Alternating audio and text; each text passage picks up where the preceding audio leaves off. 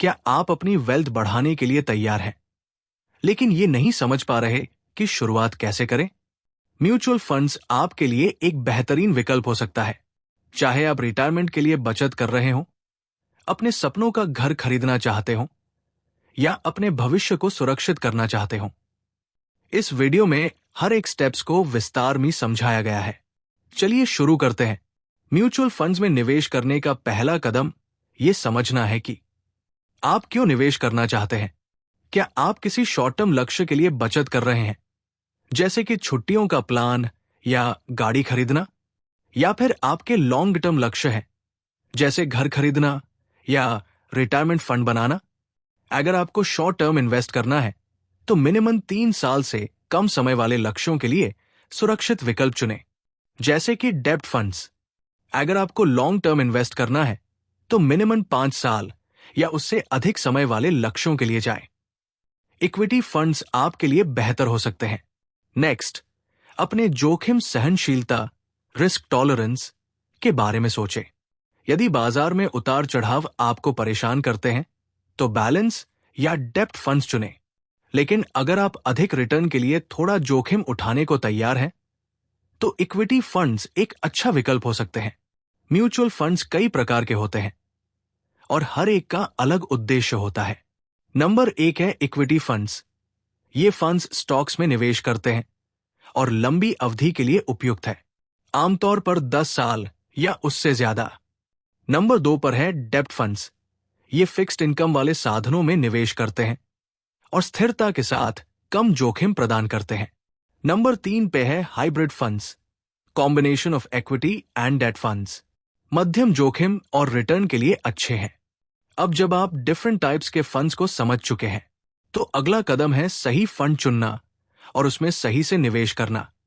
उसके लिए पहले उस म्यूचुअल फंड का ट्रैक रिकॉर्ड चेक करें, जैसे कि number 1, past performance of that mutual fund.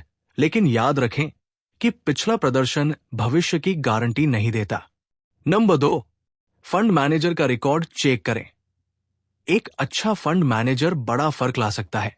Number 3, expense ratio. ऐसे फंड्स खोजें जिनका एक्सपेंस रेशियो कम हो, क्योंकि ये आपके रिटर्न को प्रभावित करता है।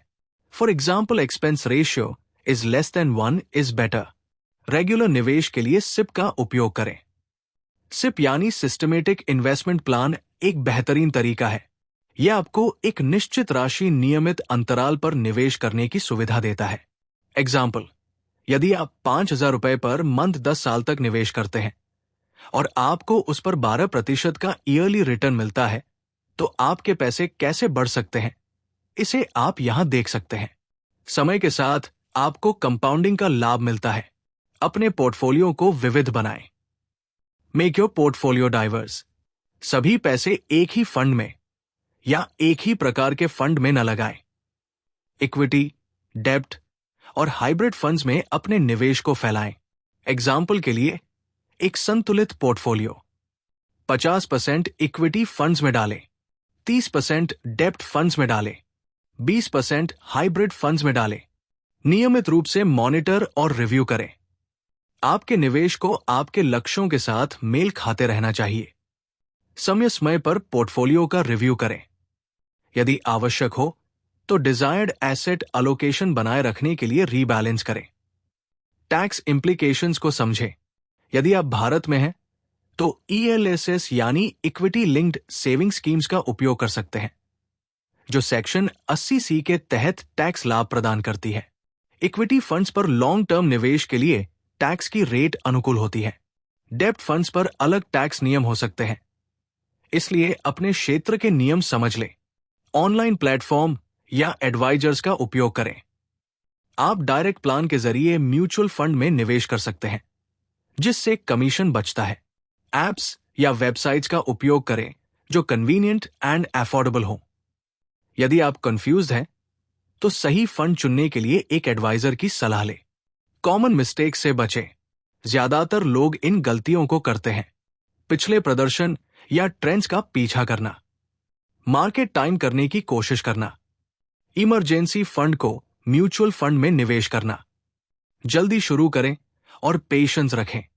जितनी जल्दी आप शुरू करेंगे, उतना अधिक समय आपके निवेश को कंपाउंडिंग के जरिए बढ़ने का मौका मिलेगा। लॉन्ग टर्म सोचें और बाजार के उतार चढ़ाव से परेशान न हो। याद रखें, धैर्य और अनुशासन ही सफलता की कुंजी है। यदि इस वीडियो ने म्यूचुअल फंड निवेश को आपके लिए आसान बना दिया है, तो लाइक बटन दबाएं और ऐसे ही निवेश से जुड़े टिप्स के लिए चैनल को सब्सक्राइब करें। धन्यवाद।